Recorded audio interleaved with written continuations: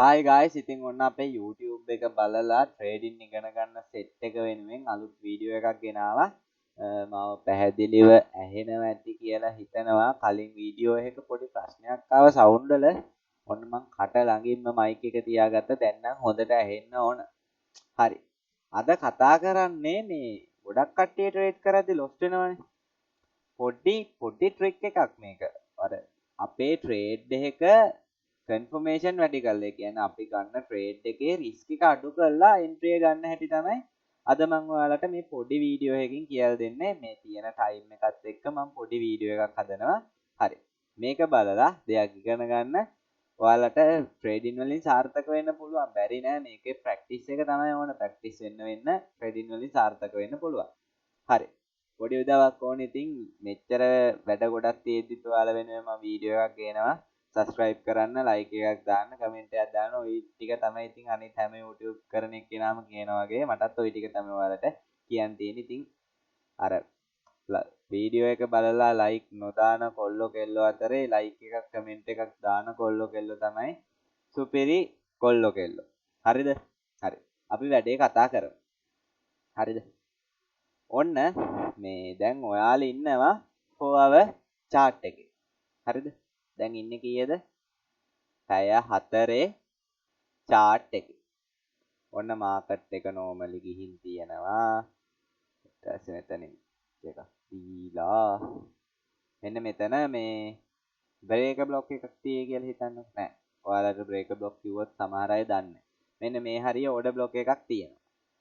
හරිද? මේ දල වශයෙන් කියන්නේ මෙතන OB එකක් තියෙනවා. හරිද මොකද්ද ඕඩර් බ්ලොක් එකක් සාමාන්‍යයෙන් SMC ට්‍රේඩ් කරද්දී ඔයාලා කොහොමද ට්‍රේඩ් කරද්දී අපි ඉගෙනගෙන තියෙන්නේ මොකද්ද මාකට් එක ඇවිල්ලා මේ ඕඩර් බ්ලොක් එකේ වැද්ද ගමන් පටස් ගාලා ට්‍රේඩ් එකක් ගන්න ස්ටොප් ලොස් තියාගන්න ටාගට් තියාගන්න ඔන්න ඔහොම දෙයක් තමයි අපි ඉගෙනගෙන තියෙන්නේ මේකේ රිස්ක් එක සාමාන්‍යයෙන් වැඩි. හරිද? මේ අපි මේ ට්‍රේඩ් කරන විදිහේ රිස්ක් එක සාමාන්‍යයෙන් වැඩි. හරිද? මම දැන් කියලා දෙන්නම් අපි පොඩ්ඩක් රිස්ක් එක අඩු කරගන්න විදිය. හරි. ඔන්න දැන් මේ තිබ්බේ 4 hour chart එක. හරිද? අපි ඕකම 15 minute වලට යනවා. කියන්නේ විනාඩි 15. හරිද? විනාඩි 15. මේ පැය 4 මේ විනාඩි 15. ඕකේ ওই විදියට නෙමෙයි ඔන්න ඔහම ගිහින් කොහොම හරි අර තියෙන ඕඩර් බ්ලොක් එකත් ඒ විදියටම තියෙනවා මෙතන අප් ට්‍රෙන්ඩ් ඩවුන් ට්‍රෙන්ඩ් එහෙම ලොකුවට ලොකු මූවමන්ට් එකක් ගිහින් තියෙනවා ඉතින් අර හරිද දැන් මේ මූවමන්ට් එක ওই මං කොහාව එකේ ඇන් දෙකම තමයි යන්නේ මේ තියෙන්නේ AOB එකම තමයි හරිද ඒ කියන්නේ මේ ටයිම් ෆ්‍රේම් අනුව වෙනස් වෙනවනේ දැන් 4 hour එකේ තියෙන කැන්ඩල් නෙමෙයිනේ 15 minute එකට ගියාට පස්සේ නේ බලන්න මේ 4 hour එකේ කැන්ඩල් චුට්ටයි තියෙන්නේ 15 minute එකට ගියට පස්සේ කැන්ඩල් ගොඩක් තියෙනවා මේ ඒක තේරෙනවනේ ඔයාලට ටයිම් ෆ්‍රේම් මාරු වෙද්දි කැන්ඩල් වැඩි වෙනවා කියලා හරිද දැන් මම මේ ඇන්දේ අර පැය 4 තියෙන එකම විනාඩි 15 එකේ තියෙන හැටි අපි බලාගෙන ඉන්න ඕන මේ දැන් මේ order block POI fair value gap ඕවට අපි මොකක් කියලාද කියන්නේ PD area එකක් කියලා තමයි කියන්නේ හරිද මම දැන් ඉඳන් PD area කියන වචනේ තමයි පාවිච්චි කරන්නේ fair value gap එකක් හරි order block එකක් හරි POI එකක් හරි break block එකක් හරි mitigation block එකක් හරි මොකක් තිබ්බත් අපි ඒක හඳුන්වන්නේ PD area එකක් කියලා හරිද දැන් අපි බලාගෙන ඉන්න ඕන ලොකු time frame එකක පැය 4 පැය ඒ වගේ දැන් මම මේකට කියන්නම් ටයිම් එකක් ඒ කියන්නේ monthly PD area එක ටච් වෙනවා නම් මාසික chart එකේ කියන්නේ මාසේ chart එකේ තියෙන PD area එක ටච් වෙනවා නම් මම මේ කියන එක බලන්න ඕන daily chart එකේ සතියේ PD area එක ටච් වෙනවා නම් මම මේ කියන එක බලන්න ඕන daily හරි පැය 4 chart එකේ හරි ඊට පස්සේ daily PD area එක ටච් වෙනවා නම් අපි මේක බලන්න ඕන 4 hour හරි 1 hour හරි chart එකේ තේරුණාද? ඒ කියන්නේ මම PD area එක මාකට් එක ගිහින් ටච් වෙනවා නම් ලොකු time frame එක අපි බලන්නේ ඊට පොඩි ටයිම් ෆ්‍රේම් වල කියලා පැහැදිලිනේ. දැන් ගොඩක් අය බලන්නේ පැය 4 PD ඒරියා එක මාකට් එක ටච් වුණොත් අපි මේ කියන දේ බලන්නේ. කියන්නේ එන්ට්‍රි එක ගන්නේ පැයේ chart එකේ හෝ විනාඩි 15 chart එකේ. පැයේ chart එකේ PD ඒරියා එක මාකට් එක ටච් වුණොත් අපි එන්ට්‍රි එක ගන්නේ විනාඩි 15 හෝ විනාඩි 5 chart එක. විනාඩි 15 PD ඒරියා එක මාකට් එක ටච් වුණොත් අපි එන්ට්‍රි එක ගන්නේ 1 මිනිත් වල. හරිද? විනාඩි 15 PD ඒරියා එක මාකට් එක ටච් වුණොත් අපි එන්ට්‍රි එක ගන්නේ 1 මිනිත් වල. දැන් අපි මං කලින් කිව්වා ඒ ওই කාලසටහන පොඩ්ඩක් වීඩියෝ එක ස්ලෝ කරලා ඔයාලා ලියා ගන්න. හරිද? මං කිව්වා පැය 4 chart එකේ PD ඒරියා එක මාකට් එක ටච් වුණාට පස්සේ අපි එන්ට්‍රි එක ගන්නේ පැයේ හෝ විනාඩි 15. මම විනාඩි 15 ගත්තා. හරිද? දැන් පැය 4 chart එකේට වැඩිය මේකේ පොඩ්ඩක් රිස්ක් එක අඩුවෙන් එන්ට්‍රි එක ගන්න කොහොමද? දැන් පැය 4 නිකම්ම මේක ගිහින් මෙහෙම ටච් වෙනවනේ. කොහොම ගිහින් ටච් වෙනවා. මෙතනින් මෙහෙම ට්‍රේඩ් එකක් ගන්න නැතුව අපි යනවා විනාඩි 15 chart එකට. හරිද? දැන් මේ විදියට මාකට් එක ඇවිල්ලා ටච් වෙලා තියෙනවා.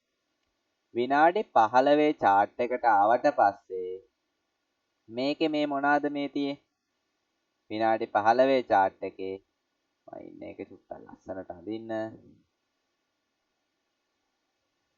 විනාඩි 15 chart එකේ ඔන්න ඔය විදියට මම අර කොටට ඇඳලා මෙන්න මේ අර එන ට්‍රෙන්ඩ් එක මේ විදියට අඳිනවා. ඔය විනාඩි 15 එකේ තියෙන හැටි. හරිද? ඔන්න ඔහොම ওই විදියට තමයි හරි කියන වලක සෙට් වෙන්න එක දෙන්න ඕන. ඔන්න බ්ලොක් එක ඊට පස්සේ ඩවුන් එකක් ඇවිල්ලා මෙන්න මේ විදියට ඊට පස්සේ ආපහු ඩවුන් එකක් ගිහිල්ලා ওই විදියට ට්‍රෙන්ඩ් ගොඩක් තියෙනවානේ, කැන්ඩල් ගොඩක් තියෙනවානේ. ඒ විදියටනේ මේ ඕක යන්නේ. ওই විදියට ගිහින් මෙහෙම ටච් වුණා. හරිද? දැන් මේ තියෙන්නේ මෙන්න මෙතන වෙන සිදුවීම. පැය 4 chart එකේ මෙතන ටච් වුණානේ. ওই සිදුවීම තමයි මේ විනාඩි 15 chart එකේ අපි ටච් වෙන තැන තමයි මේ මාක් කරේ. එකම coin එකේ. හරිද? දැන් BTC නම් මේ BTC වලම තමයි. අපි coin මාරු කරන්නේ chart මේ chart එක තමයි මාරු කරන්නේ. පැය 4 ටච් වුණාට පස්සේ ඕඩර් පැය 4 තියෙන PD area එක ඕඩර් බ්ලොක් එකක මාකට් එක ටච් වුණාට පස්සේ පැය අර සාමාන්‍ය පරිදි පැය 4ෙන්ම ට්‍රේඩ් එක දාන්න නැතුව අපි යනවා විනාඩි 15ට. විනාඩි 15ට ගිහින් බලාගෙන ඉන්නවා. විනාඩි 15 මේ මොකද තියෙන්නේ? අප් ට්‍රෙන්ඩ් එකක් නේ මෙතන තියෙන්නේ. මේකේ තියෙනවා හයි තියෙනවා ලෝ තියෙනවා. අපි බලාගෙන ඉන්නේ මෙන්න මේ ලෝ එක බ්‍රේක් වෙලා චොච් එකක් දෙනකම්. චොච් එකක් දුන්නා කියන්නේ චොච් එකක් කියන්නේ මොකද්ද?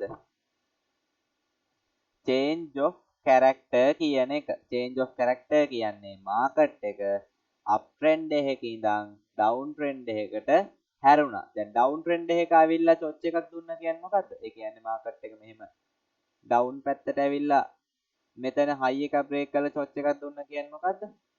down trend එකේ ආපු මාකට් එක up trend එකට හැරුණා. මේක දෙපැත්තටම පොදුයි. හරිද? දැන් මෙතන මොකද්ද වෙලා තියෙන්නේ? up trend එකක ගියපු මාකට් එක විනාඩි 15 chart එකෙන් ෂොට් එකක් දුන්නා.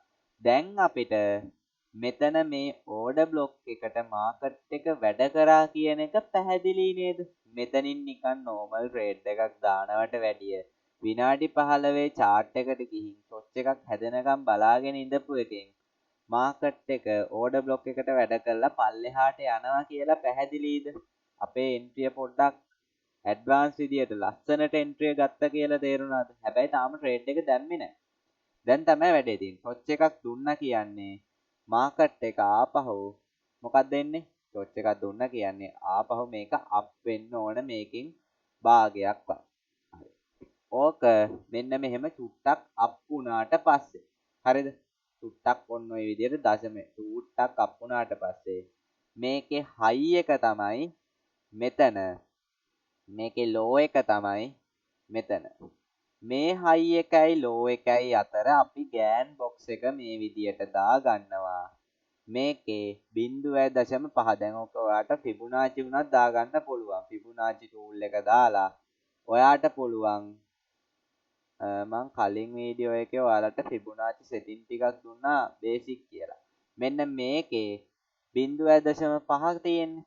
මෙන්න මේ 0.5න් ඔයාට කැමති නම් ෂෝට් ට්‍රේඩ් එක කැප්චර් කරන්න ගන්න පුළුවන්.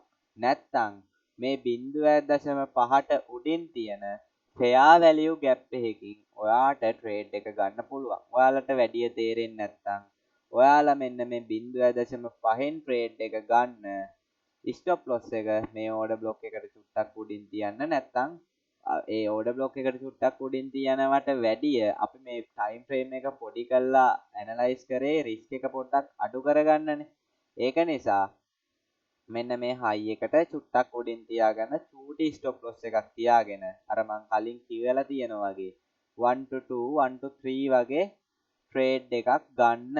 එතකොට ඔයාට අර මේ මෙච්චර ලෝභ වෙන්නේ නැතුව normally ට්‍රේඩ් එකක් ගහලා එදා ගාන අරගෙන ලස්සනට මාකට් එකෙන් අයින් වෙන්න පුළුවන් ලොකු රිස්ක් එකක් නැතුව.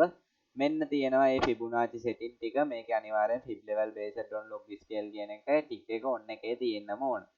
මෙන්න සෙටින් ටික තියෙනවා. මේ කලින් වීඩියෝ එක බලලා නැත්නම් එකක් බලන්න. ඒකේ මම ලොකු නොලෙජ් එකක් ඔයාලට දීලා තියෙනවා. ඔන්න තියෙනවා සෙටින් ටික. මේ සෙටින් ටික දාලා අන්න එතනින් ඔයාලට එන්ට්‍රි එකක් ගන්න පුළුවන්. එහෙම නැත්නම් මේ 0.5ට උඩින් තියෙන PD ඒරියා එකකින් තමයි ඔයාලට එන්ට්‍රි එක ගන්න වෙන්නේ. අර පැටලෙන අය මේ 0.5න් එන්ට්‍රි එක ගන්න. ස්ටොප් ලොස් එක මේ හයි එකට උඩින් තියා ගන්න. මං හිතනවා මේ ටයිම් ෆ්‍රේම් මාරු කරලා ඇනලයිස් කරන එකේ මේක වැද්ද ගමන් එන්ට්‍රි එකක් ගන්නවට වැඩිය පොඩි ටයිම් ෆ්‍රේම් එකකට ගිහින් කන්ෆර්මේෂන් බලලා එන්ට්‍රි එකක් ගන්න එකේ සාර්ථකත්වය ඔයාලට පැහැදිලි වෙන්නේ නැති කියලා. ඉතින් වීඩියෝ එක හොඳයි නම් කමෙන්ට් එකක් දාන්න, ලයික් එකක් දාන්න. ඉතින් යාළුවන්ටත් බලන්න ෂෙයා කරන්න. ඔයාලා ওই දාන කමෙන්ට් නිසා තමයි ආපහු වීඩියෝ එකක් කරන්න හරි හිතෙන්නේ. එහෙනම් ඉතින් හැමෝම මේක තේරුම් ගන්න. තේරිච්ච නැති තැනක් තියෙනවා මට මැසේජ් එකක් දාලා අහන්න මම කියලා දෙන්නම්. එහෙනම් ඉතින් හැමෝටම ජය වේවා.